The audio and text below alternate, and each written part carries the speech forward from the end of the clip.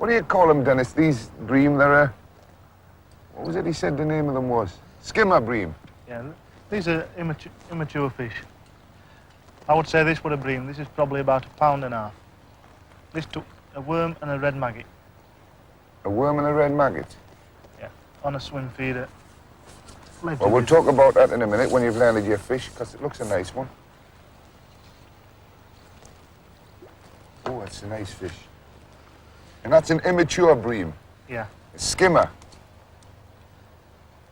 When you're handling fish, hold them firmly underneath behind the gill cover, and just keep a firm grip. You'll do no harm whatsoever, so you can unhook the fish.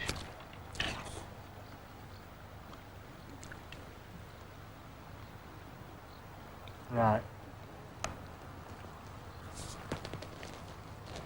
Always handle the fish very carefully.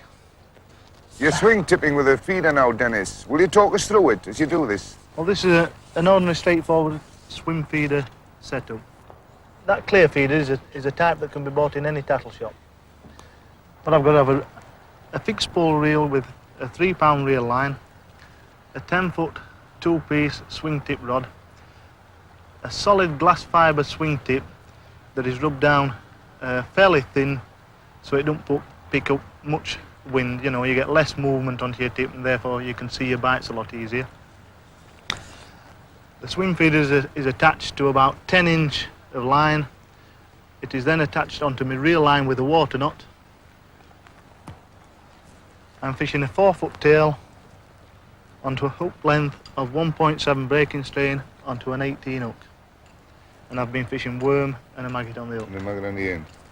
I would say this is one of the easiest methods of catching fish in lakes and slow-moving rivers. For beginners, I would really recommend that they would start on this method. It would catch them some big weights of big fish. Why is this such a good method for beginners?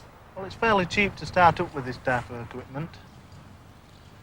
And fishing lakes like we're doing today, with a good ripple on, you tend to get a considerable movement in the water. The surface water often moves in a different direction to the water on the bottom. And a beginner trying to float fish would find that his float is being dragged with the wind and that his bait was trying to be pulled with the water that was moving opposite underneath. And the fish wouldn't be fooled by this, because the natural feed in the water would be going with the water that was moving opposite to the wind. This method, an angler can put out his bait in a still position and therefore attract bites a lot easier than trying to fish afloat. Show us how you set that swim feeder up and how you would put it out. Well, we'd fill the swim feeder lightly.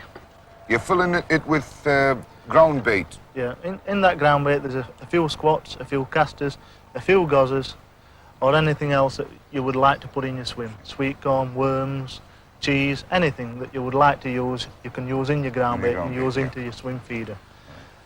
A lot of mistakes are made by packing it in too tightly, and therefore it takes too long for it to come out, and sometimes when you've cast into your swim and you decide to pull back if you hadn't had a bite, you will then spread your ground bait through your swim over a large distance, and this is exactly what you don't want. You want to concentrate. Yeah. This is the idea of using a swim feeder, to concentrate your feed into an area and therefore concentrate your fish in that area. Now that's a cast of maybe 30 yards. Just a nice easy throw, not trying to break any records. Make sure that every cast is on the same spot, all in the same line. And then you let your I let my feeder swing tip, that hangs down flat, square to the water, and you would just watch that, and as you get a bite, the swing tip lifts. That indicates a bite. Yeah. And using this worm, you would normally get a very good bite. Very good bite, very good take, yeah. If you didn't want to use a swim feeder to get your weight out, or you didn't have one to use, you would put a bob on, and then you would feed it using your catapults.